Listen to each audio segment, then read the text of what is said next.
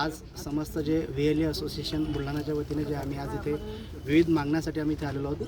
तर आमच्या सहकाऱ्यांनी विविध मागण्या त्यांनी बोलल्याच आहेत, परंतु प्रामुख्यानं काही गोष्टी ज्या आहेत तर त्या इथे बोलायच्या अपेक्षित होत्या.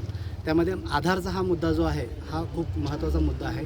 कारण आधार हा म्हणजे जो डॉक्युमेंट आहे हा सर्वांना कंपल्सरी आणि आवश्यक असा डॉक्युमेंट आहे. परंतु आम्हाला ज्या अडचणी येत आहेत आता यामध्ये काही ऑपरेटर जे आहेत तर ते ब्लॅकलिस्टेड होत आहेत.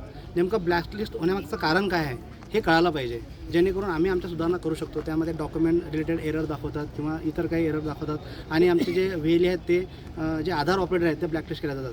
त्यानंतर आमचा जो कमिशनचा विषय आहे, मी 2013पासून आधारमध्ये काम करतो आहे, परंतु मला कधी असं आठवत नाही की आमचं कमिशन जे आम्हाला वेळोवेळी आम्हाला कमिशन मिळत आहे. यामुळे काय होतं आहे की आमच्यावर जी उपासमारीची पाळी आहे त्याबद्दल कुठेतरी दखल घेण्यात यावी. त्यानंतर डॉक्युमेंटेशनचा जो विषय आहे, आता जर मुद्दा जर पाहिला तर विद्यार्थ्यांना ह्या खूप अडचणी होत आहेत. कारण शाळकरी मुलं आहेत, त्यांना डॉक्युमेंट्समध्ये त्यांना नाव अपडेटसाठी खूप महत्त्वाचा हा डॉक्युमेंट आहे.